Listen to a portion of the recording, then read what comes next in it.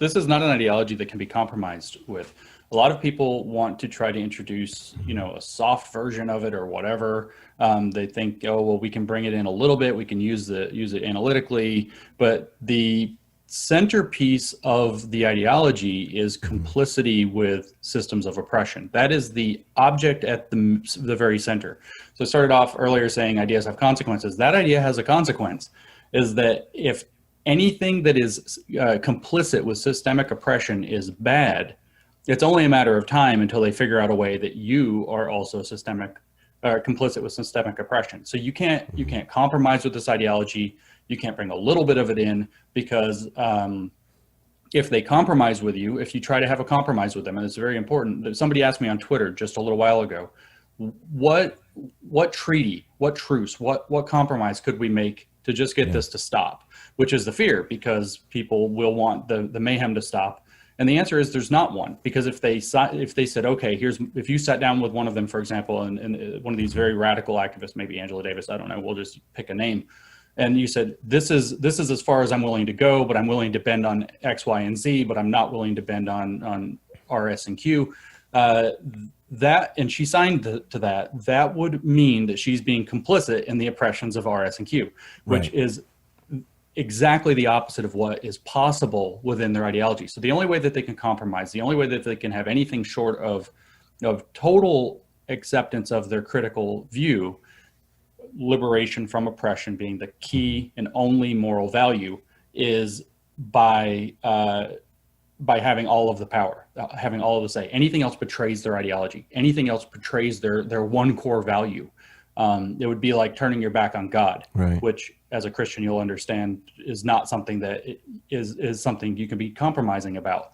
So there's no room for a compromised partial position. I mean,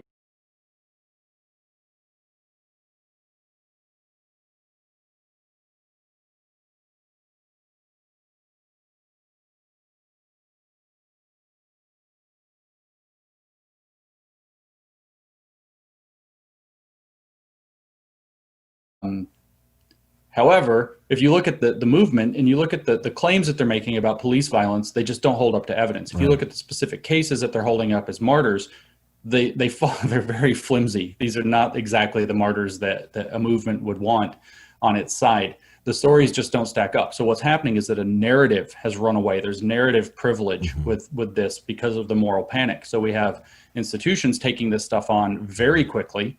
I'm hearing more and more from people that it's backfiring, where they've taken it on and now they want to find their way out. It's like, buddy, you made a deal with the devil. He's going to collect. And that's the end of this, is that it will infiltrate as many institutions as it can, which may go as high as our federal government. It's not impossible. It could happen here, as they say. And every institution that it infects will lose all credibility and collapse within some amount of time that I don't think is terribly long.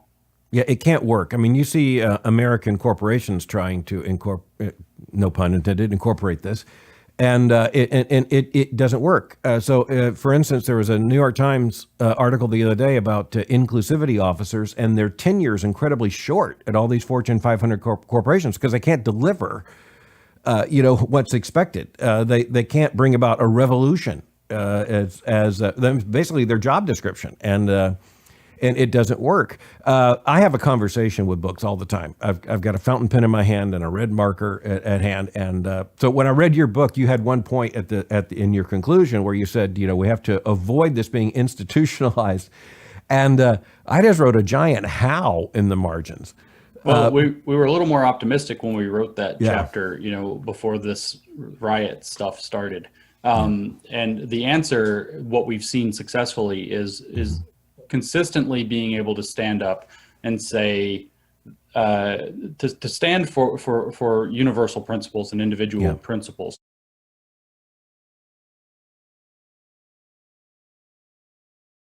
Think more biblically. And what I mean by that is, I have a pretty historic and I think Pauline or biblical view of the power of sin. The problem is a lot worse than we think.